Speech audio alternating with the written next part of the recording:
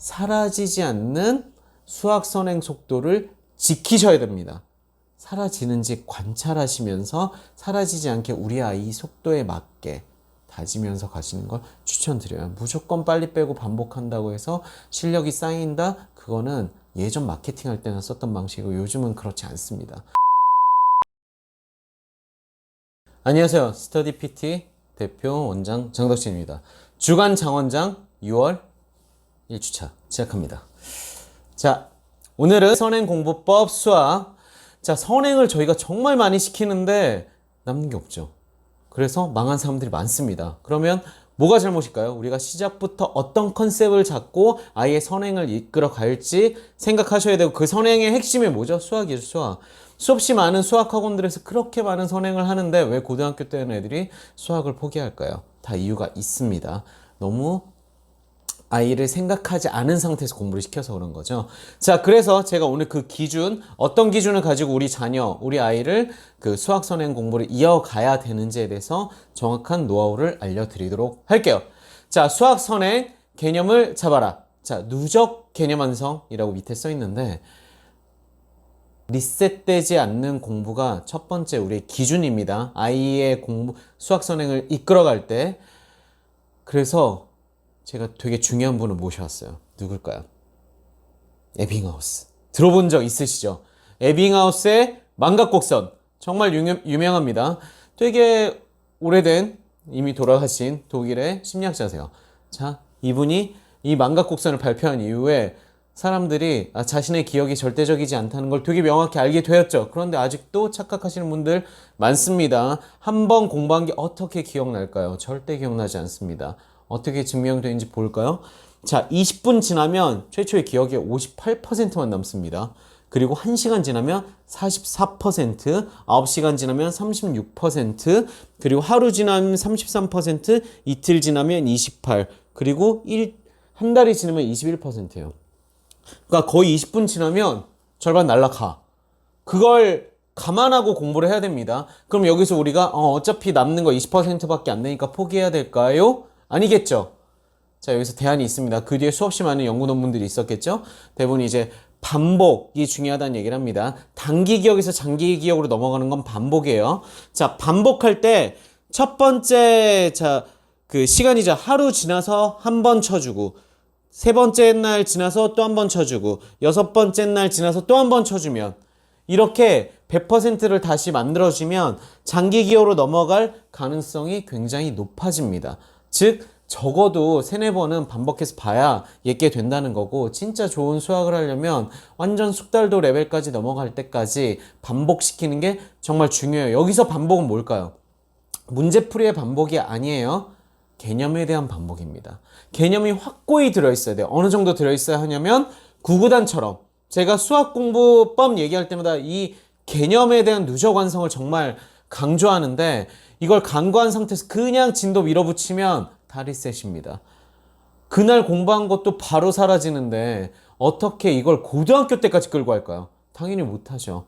그래서 구구단 수준을 만들기 위해서 우리는 개념 누적 테스트라는 걸 제가 알려드리는 겁니다. 자, 여기서 지금 보면은 이건 개념 빈칸 테스트. 개념 누적 테스트의 형태가 여러 가지예요. 뭐 인덱스 테스트도 있고 백지 테스트도 있고, 저희가 좀 많이 쓰는 거, 학년이 특히 낮은 친구들은 무조건 백지에 갖다 쓰면 되게 힘들기 때문에 이렇게 빈칸을 손으로 만들거나 또는 만든 제작된 빈칸 테스트를 주고 누적으로 봅니다. 책 하나를 빈칸 테스트 본다고 해도 제대로 보는 친구들은 30분 이내에 컷으로 끝날 수 있어요. 자꾸 반복하면 이미 뻔히 아는 것들이 계속 완성되기 때문에. 그래서 선행을 시키신다면 개념 누적 테스트 반드시 시키셔야 돼요. 이건 학원에서 진짜 실제로 못 시키는 겁니다. 왜냐면 처음부터 외워서 조금씩 외워서 반복, 이게 나중에 어느 일정 기간 지나 한 달 지나서 테스트, 그때는 너무 늦어요. 이미 시작하는 주부터 시작해서 계속 반복해야지 조금씩 해서 맨 앞부분은 미칠 듯한 반복의 횟수가 쌓였겠죠. 그래야 까먹지 않고 누적으로 쌓입니다. 그런데 여기 시간을 들이는 게 되게 힘들죠. 왜냐면 과제에 때려 박으니까. 그래서 아이들이 선행에서 실패하는 거예요. 개념을 자기 걸로 완벽한 숙달 경제에 가져가지 않고 단순히 과제만 하기 때문에. 좀 더 확대해서 보면 내가 외워야 되는 부분들을 빈칸으로 만드는 게 포인트입니다. 자, 그리고 두 번째 기준 알려드리도록 하겠습니다. 맞춤형 진도 목표 설정. 자, 맞춤형 진도 목표 설정. 아이들마다 수학을 이해하고 자신의 것으로 만드는 능력이 당연히 다릅니다. 그런데 우리가 그냥 수학 선생님들이 얘기하는 대로 막 때려박고 커리큘럼 코스 똑같이 가면 그 중에서 성공하는 친구는 10%도 안 돼요. 단호하게 말씀드릴게요. 10%도 정말 많이 쳐드린 거예요. 그러면 우리가 수학 선생님들 또는 원장님들 그냥 막 하면 다 말 믿죠? 잘 모르시니까. 여기서 제일 중요한 정보 들어갑니다. 2015 개정 교육과정이 지금 현재 학생들에게 영향을 끼치는 교육과정이죠. 이 교육과정을 알고 수학이 어떻게 구성되는지 아셔야 돼요. 2022년에 또 나와서 발표가 되겠죠. 하지만 지금 현재 상태에서 고등학교 때 어떤 수학을 배우는지 아셔야 됩니다. 그래서 제가 표로 정리된 걸 찾아서 이렇게 보여드리는데, 자, 공통 과목에 수학 상하가 있어요. 이건 1학년 때 하는 거죠. 1학년 1학기, 2학기, 즉 1년 동안 하는 거예요. 그 다음에 일반 선택에서 수원, 수트, 확통, 미적, 그리고 진로 선택에서 실용수학, 기하, 경제수학. 기하가 진로 선택으로 빠졌어요. 필수가 아니란 얘기죠. 그쵸? 일반 선택도 아니에요. 기하는 뒤로 확 뺀 거예요. 여기에 대한 이제 그 대학 교수님들의 반발이 굉장히 심합니다. 문이과 분리라고 생각하시는데 그게 아니라는 걸 제가 명확히 말씀드릴게요. 2021 수능에서는 가형은 수원, 확통, 미적이 기본이고요. 그리고 나형, 이게 문과예요. 수원, 수투, 확통이 기본이에요. 그리고 2022 수능에서는 공통교과입니다.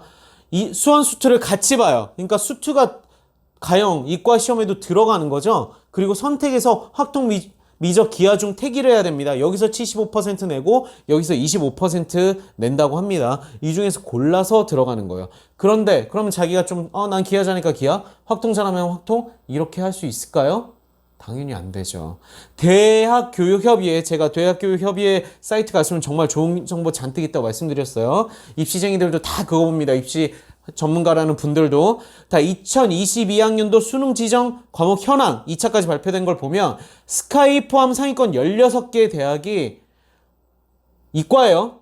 확통 제외하고 미적분 또는 기하 선택 1을 반드시 해야 됩니다. 즉 미적분이나 기하 안 하면 상위권 대학 못 가요.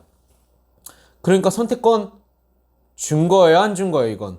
이과 가려면 해야 된다는 거죠. 그리고 문과 아이들은 미적이나 기하 선택했다가는 피보겠죠. 이과 애들랑 시험 같이 보는데. 그쵸? 그렇기 때문에 확통이 어쩔 수 없는 선택의 필수가 됩니다. 그래서 어느 사이트냐면 대입 정보 포털 어디가 한번 꼭 접속해 보세요. 정말 좋은 내용 많이 있고요. 대학 교육협의회라는 곳이 모여가지고 정보를 진짜 다 올려줍니다. 입시 관련 정보 다 빠삭하게 올려줘요. 이렇게 홈페이지 구성되어 있고요. 그래서 진로정보, 대학과, 학과 전형, 성적 분석, 대입상담, 대입정보센터 정말 정보 다 있어요. 그냥 대학 검색하면 입시요강까지 다 나와요. 그리고 여기서 어머니들이 감을 이제 뭐 어린 학생들의 대입 정보 감을 어머니들이 좀 키워가고 싶다. 추천드리는 게 매월 나오는 대입정보 매거진이라는 게 있습니다. 여기 막 합격자 수기나 생기부를 어떻게 꾸몄는지까지 정말 자세히 써있기 때문에 이거 꾸준히 따라서 그냥 쓱쓱쓱 보시다 보면은 입시 IQ가 생깁니다. 만들어져요. 그래서 그냥 입시 전문가 또는 학원 선생님들도 다 공부 별로 안 하시거든요. 솔직히 제가 여러 번 말씀드리잖아요. 꾸준히 학습하신 분들 많지 않습니다. 그런 분들이 그냥 자신의 연륜으로 밀어붙이는 정보를 어머니가 정확한 데이터와 근거로 말씀하실 수 있게 돼요. 자, 이 정도 정보 제가 드렸으면 그 다음에 어떻게 되겠죠? 아이에 대한 맞춤형 속도라고 말씀드렸죠. 초반에는 다지면서 가시고요. 그 다음에 가속도를 만드셔야 돼요. 특히 수학상에 시간 정말 많이 부으셔야 됩니다. 마음 다급하다고 이과니까 미적분 빨리 가야 돼? 수능 보니까 그렇다고 해서 막 미적분 간 애들이 다 망했어요. 안 됩니다. 그래서 제가 이거는 좀 일률적으로 추천을 드릴게요. 왜냐면 너무 멋대로 학원 원장님들, 수학학원만 하시는 원장님들 말에 속아 넘어가시거나 선생님들 말에 그 편견 그냥 맨날 학부모 상담도 귀찮아하잖아요. 솔직히 말씀드리면. 그런 분들이 하는 말을 다 믿지 마세요. 어머니가 절대적 기준을 가지고 내 아이를 지도하셔야 됩니다. 그래서 문과는 제가 추천드릴 때 수학상 진짜 빡세게 하고 하 만든 다음에 정말 많이 가면 전 수원까지. 그리고 그 나머지 시간 막 수투랑 확통 갈 시간에 다른 것들 더 만드세요. 국어 영어도 정말 중요합니다.